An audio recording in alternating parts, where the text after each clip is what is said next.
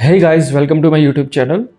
तो आज हम बात करेंगे इफ़ेक्टिव रिज्यूम राइटिंग के बारे में। ठीक है, ये टॉपिक ऐसा है कि जिसमें हम लोग बहुत ही मिस्टेक करते हैं, भूल जाते हैं हम लोग, कभी कभी बहुत जल्दी होती है हम लोगों को, तो हम इतना ध्यान नहीं रख पाते। बिलीव मी कि एक अच्छा रिज्यूम आपको इंटरव्यू कॉल लेने में बहुत ही ज़्यादा मदद करेगा, आपको शॉर्टलिस्ट करने में बहुत ही ज़्यादा मदद करेगा। तो कैसे इफ़ेक्टिव रिज्यूम लिखते हैं, रिज्यूम कैसा होना चाहिए, उसका फॉर्मेट कैसा होना चाहिए, इसके बारे में आज हम बात करेंगे। तो गाइज, मेरे एक्सपीरियंस के हिसाब से चलिए हम देखते हैं कि रिज्यूम कैसा होना चाहिए कि जिससे आपका रिज्यूम एक थोड़ा इफ़ेक्टिव बन जाए, इंटरव्यूअर और एचआर की नज़र में वो कैची बन जाए और आपको इंटरव्यू कॉल आने की प्रोबेबिलिटी बढ़ जाए। तो ऐसी चीज़ें हम आज इसमें डिस्कस करेंगे। हालांकि मैं एक और वीडियो इसके अंदर बनाऊंगा कि जिसके अंदर how to get an interview call. बहुत सारे बंदे ऐसे होते हैं कि जिनको एक्सपीरियंस अच्छा होता है, जिसका सब कुछ अच्छा होता है, लेकिन अनफॉर्चुनेटली उनको इंटरव्यू कॉल्स नहीं आते हैं, वो कहीं पे सिलेक्ट नहीं हो पाते हैं। तो उसके बारे में भी मैं आपको एक अच्छा सा वीडियो बनाऊंगा कि भाई कैसे आप इंटरव्यू कॉल्स ले सकते हो और कैसे आप इंटरव्यू दे सकते हो।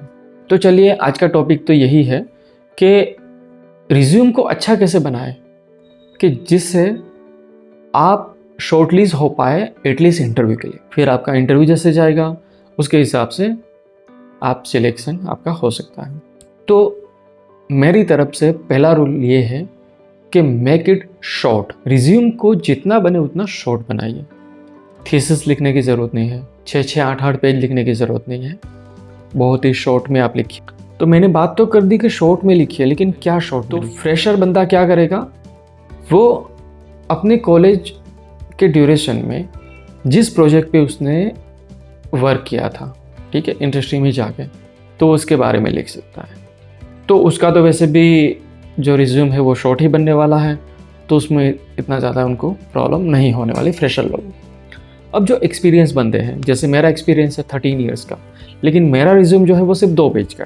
जनरली ये होता है कि लोग क्या करते हैं कि उसके पूरे करियर के दरमियान जो जो कंपनीज़ में काम किया है, जितने भी प्रोजेक्ट में काम किया है, वो सारी चीज़ की डिटेल लिख देते हैं। नहीं, ये कोई ज़रूरत नहीं है आपको। सिर्फ मोस्ट रिसेंट 3 प्रोजेक्ट्स में के बारे में लिखिए आप, उससे ज़्यादा कुछ नहीं। ये भी पॉसिबल है कि 3 प्रोजेक्ट्स जो है वो अभी आपने पास की कंपनी में ही किया हो, मतलब एक ही कंपनी में 3 प्रोजेक्ट में काम किया हो, तो वो भी लिख सकते हैं। और ऐसा भी पॉसिबल है कि आपने 3 प्रोजेक्ट जो किए वो अलग अलग कंपनी में, तो ये कोई मायने नहीं रखता है कि भाई आपने एक ही कंपनी का लिख रहे हो आप या 3 कंपनी का लिख रहे हो, सिर्फ आपको 3 प्रोजेक्ट के बारे में लिखना है। दूसरी चीज़ है, शॉर्ट करने के लिए आप ये कीजिए कि आपको जो टेक्नोलॉजी आती है बस उसके बारे में लिखिए, ज़्यादा कुछ लिखने की ज़रूरत नहीं है। आपको जो आता है वो लिख दीजिए, उसी के बारे में आपको क्वेश्चन होगा। अगर जो इंटरव्यू ले रहा है उसको कोई स्पेसिफिक टेक्नोलॉजी की रिक्वायरमेंट होगी, तो वो आपको क्वेश्चन करेगा कि क्या आपको ये चीज़ आती है, और वो बंदा भी इतना सेंसिबल तो होता ही है कि आप उसको बताते हो कि नहीं सर मुझे ये चीज़ नहीं आती है, तो वो आइधर तो आपको क्वेश्चन ही नहीं करेगा या फिर आपको बेसिक लेवल के क्वेश्चन करेगा कि भाई आपको एटलीस्ट कुछ तो पता। जैसे अगर क्लाउड के बारे में मैं आपको पूछूं कि भाई आपको अज्यूर के बारे में आता है, आप बोलोगे नहीं सर नहीं आता है, तो मैं एटलीस्ट ये पूछ सकता हूँ कि क्या आपको ये पता है कि अज्यूर क्या है? कुछ भी, जो भी चीज़ आपको पता है वो आप मुझे बता सकते हो। तो ये ऐसा हो सकता है। तो इंटरव्यूअर अपने रिक्वायरमेंट के हिसाब से आपको पूछेगा, लेकिन वो इतना ज़्यादा डीप में नहीं जाएगा। तो डोंट वरी, जो भी आपको टेक्नोलॉजी आती है उतनी ही लिखिए, इससे ज़्यादा लिखने की कोई ज़रूरत नहीं है। दूसरी जो चीज़ है वो ये है कि अगर आपने कोई सर्टिफिकेशन किया है तो आप स्पेसिफिकली उसको मेंशन कीजिए। जैसे आपने क्लाउड का सर्टिफिकेशन किया है, स्केल्ड एजाइल का सर्टिफिकेशन किया है, AWS, अज्यूर, मतलब कुछ भी किया है आपने, PMP किया है या कुछ भी किया है आपने, वो चीज़ आप मेंशन कीजिए। ये बहुत ही वेटेज देता है। एटलीस्ट इंटरव्यूअर को ये चीज़ तो पता चलती है कि आपको भले ही प्रैक्टिकल नॉलेज ना हो, लेकिन थ्योरेटिकल नॉलेज तो है आपको। अगर आपने सर्टिफिकेशन के बारे में लिखा है ना, तो ये 100% आपको शॉर्टलिस्ट होने में हेल्प करेगा। अब दूसरा पॉइंट हम देखते हैं कि जनरली क्या होता है कि बहुत ही एक्सपीरियंस बंदे भी ये गलती कर देते हैं कि खुद का रिज्यूम जो है वो वर्ड डॉक्यूमेंट में भेज देते हैं। और प्रॉब्लम ये होती है कि आपने किसी और MS ऑफिस के वर्जन आपने उसको बनाया हुआ है और आपका जो इंटरव्यूअर है या एचआर जो है उसके पास कोई और वर्जन। तो वो जब ओपन होता है और वो आपने फॉर्मेट भी पता नहीं कहीं से उठा लिया होता है, टेबल वगैरह आपने बना दिया होता है, तो वहाँ पर जाके सारा टेबल बिखर जाता है। तो ये इश्यू होता है। तो आप प्रीफर कीजिए कि आप पीडीएफ बना लें। पीडीएफ बनाना बिल्कुल सिंपल है। अगर आप वर्ड यूज़ करते हो तो आप फाइल मेन्यू में जाइए, सेव एज़ कीजिए और वहाँ पर आपको पीडीएफ का ऑप्शन मिल जाएगा, सेव कर दीजिए।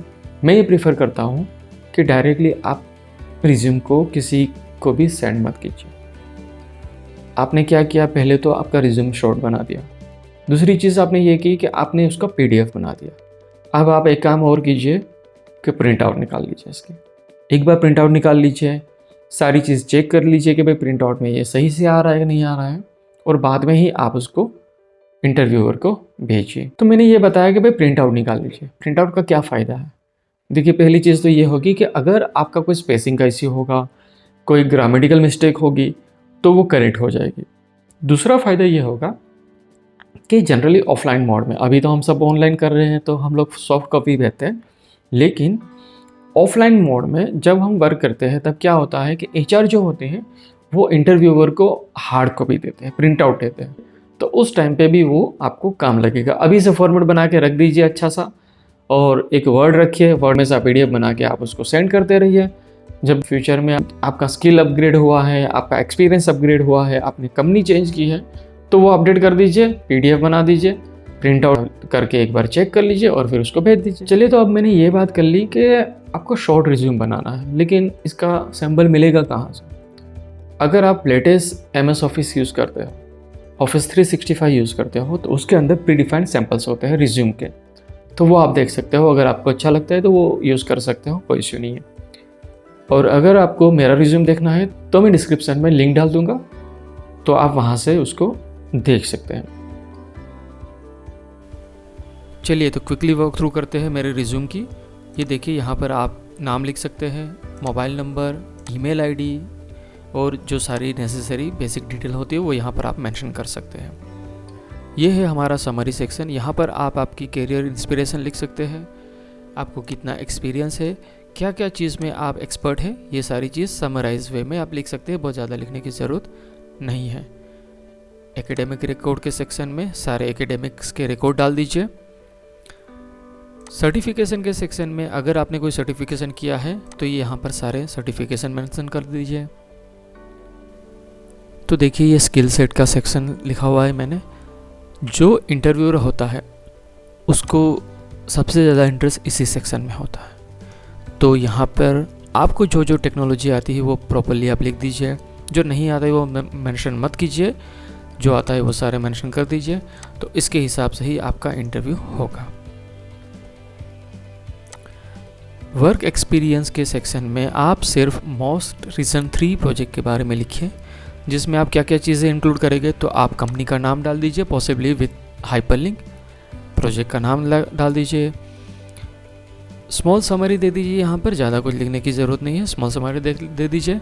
अगर इंटरव्यूअर का इस प्रोजेक्ट में इंटरेस्ट होगा तो वो ज़्यादा क्वेश्चन करेगा। टेक्नोलॉजीज़ आपने क्या क्या यूज़ की थी इस प्रोजेक्ट के लिए वो लिख दीजिए, और आपका रोल क्या था ये भी बहुत इंपॉर्टेंट होता है, ये आप यहाँ पर लिख दीजिए। बस ऐसे ही आप दूसरी और तीसरी कंपनी या दूसरा या तीसरे प्रोजेक्ट के बारे में लिख दीजिए। तो ये कंपनी का सेक्शन है। यहाँ पर आपको क्या क्या डिटेल्स डालनी है, तो आपका डेजिग्नेशन जो लास्ट था उस कंपनी में डेजिग्नेशन वो डालना है, यहाँ पर नेम ऑफ द कंपनी डालना है, और आपने उस कंपनी में जॉब कब स्टार्ट की और कब एंड किया वो आपको यहाँ पर लिख देना है। और अगर ये कंपनी आपकी प्रेजेंट है तो आप प्रेजेंट लिख दीजिए। तो गाइस, आई होप कि आपको ये मेरा वीडियो पसंद आया होगा। अगर ये मेरा वीडियो पसंद आया है तो प्लीज़ इसको लाइक कीजिए, इसको शेयर कीजिए, और अगर आप नए हैं मेरे यूट्यूब चैनल पे तो प्लीज़ इसे सब्सक्राइब कीजिए। Thank you.